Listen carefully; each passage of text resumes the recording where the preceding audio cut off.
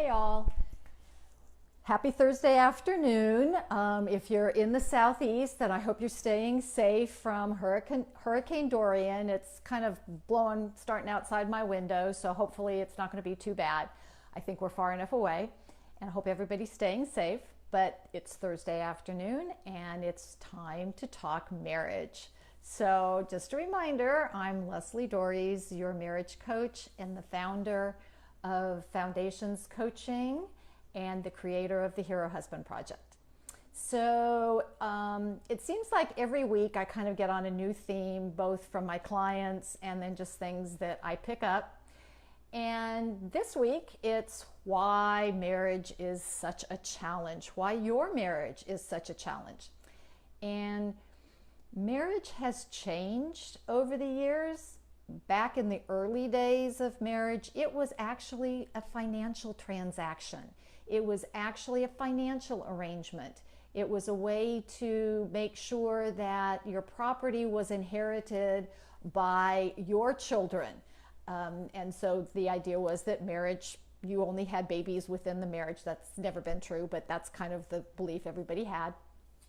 And it's only in the last 100 years or so, maybe even in the last 75, where marriage has really been about the actual relationship.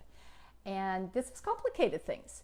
So one of the biggest challenges, and I love this quote, it's by somebody named John Barth, and the quote about marriage is our last best chance to grow up. And I love that quote because many people think marriage is about love and happiness.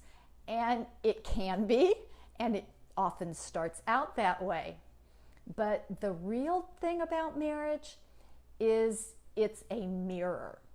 Marriage mirrors you. It brings out some of your best qualities, but it also brings out some of the worst stuff we bring with us.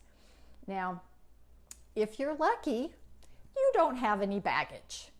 But most of us, me included, we carry a lot of crap. In my early years, I think about my 19-year-old self, and I am so grateful that neither of my college boyfriends proposed to me. At the time, I was crushed because that's what I really thought I wanted. But I was in absolutely no place to get married. I was this very sad, pathetic, needy person who just wanted to be loved. And of course, the more I tried to be loved, the less lovable I actually was. And I got a wake-up call. I found the guy that I was sure I was going to marry. I was so in love with him. He was everything. And then I found him in bed with somebody else. And that was a real slap in the face. And I had to decide what it was I was going to do with that. So I faced some of my baggage at that point in time. I faced some of my abandonment issues. I took a look and thought, this is not very attractive. And so he was actually mirroring back to me what I was bringing to the relationship. Guess what? That's what your spouse is doing. And it's not very pleasant because we want them to be our everything. And in fact, we actually will sometimes say to people, it's my job to make my partner happy. No, it's not. You can't do that. It's your job to help them grow up. It's their job to help you grow up because they're going to bring things to the table. They're going to bring things into your life that you don't want to deal with. I was talking to my daughter the other day, and I was telling her that I married a version of my father. And my two sisters each married versions of my dad. I think I got the best version of my dad because I think I got the version when my dad was a little bit more mature and was a little bit more in touch with his own feelings. But I married a scientist, and my dad was an engineer. So I'm used to dealing with guys who may not be quite as in touch with their feelings as maybe I would like. you've married some part of one of your parents, or maybe both of your parents.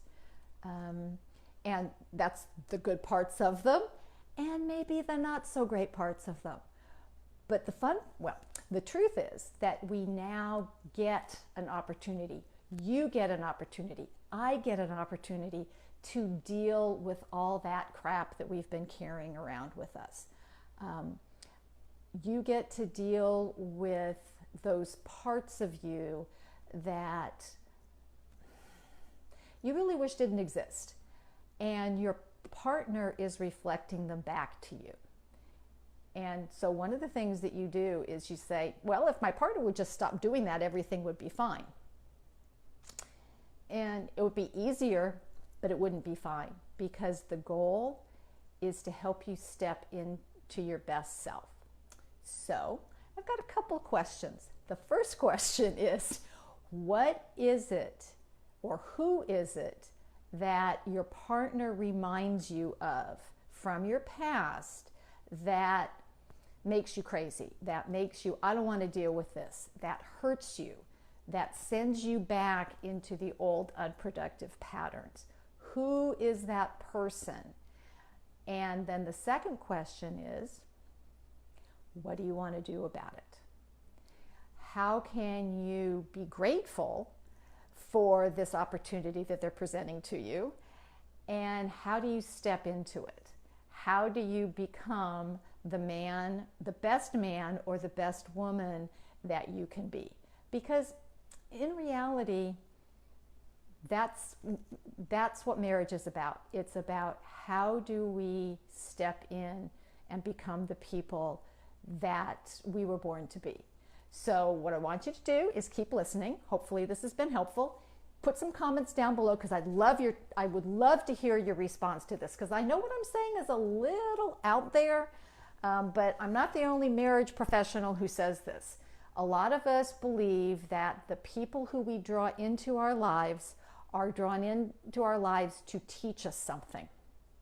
And our lives are so entwined with our partners. Your life is entwined with your partner. Mine is entwined with mine.